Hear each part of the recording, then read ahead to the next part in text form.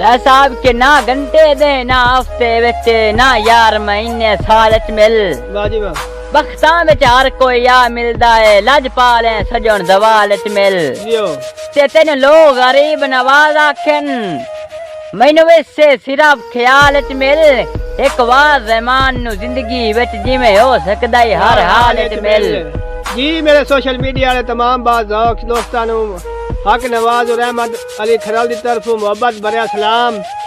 जी जनाब, अगर हमारी वीडियो अच्छी लगे तो लाइक और शेयर लाजमी करें। अगर वीडियो को लाइक करने से आपका अंगूठा दर्द करे तो वो हमारी जिम्मेदारी होगी।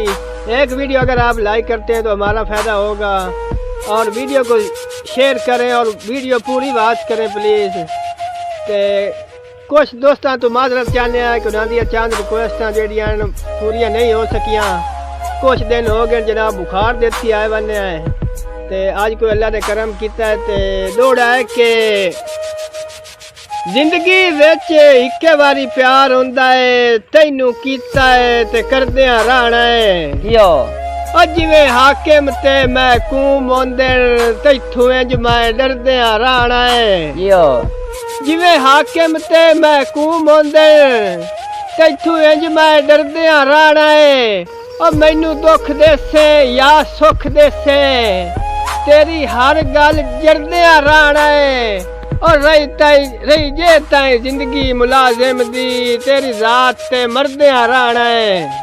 जीरा साहब के असी ओ बंदे नहीं जेड़े सज्जन बना के मोड़ मुक्केर जबान तू बनिए यो सानू गुट्टी है जदां लुटी वणदी डर क्यों नुकसान तू बनिए ते भाई वाल दे वेख के मैले कपड़े क्यों बोल पहचान तू बनिए ओवे सजना वास्ते नियत मलुटी लगेदार जान तू बनिए।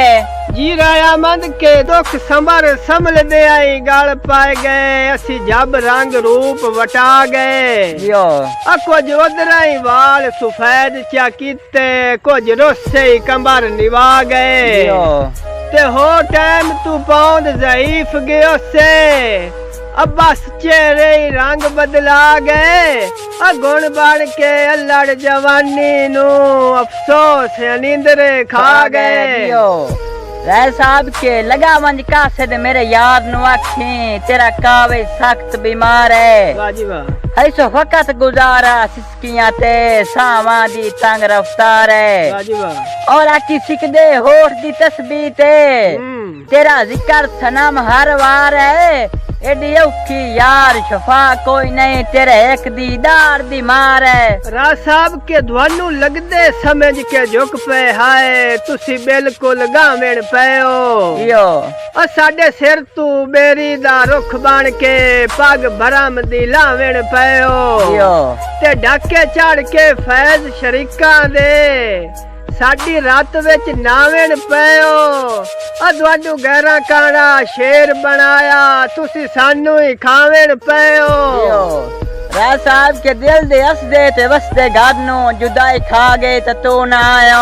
वाह जी वाह बैठिया जिंदगी जीवन दे कान ढई आई बन सजा गई ते तू ना आयो। वाह जी वाह ते तेरी रामा ते जिंद नी माने रोंदी धोंदी ते सिकदी रह गई वेख अपनी ज्यादती काविश मौत आ गई तू ना आयो। राज साहब के संगे त्रुटण तू बाद भी सजना नू सजना दे ढेर हया होंदे जेड़े वेंदे ने पिछलियां निबियां नू बंदे वो जै फैज दना होंदे ते बख्तां दे मान ते सजण वंजाई नहीं ए वेले दा परता होंदे ओ मेरी उड़दी रेत ते तार्ज ना कर दरिया आखिर दरिया होंदे।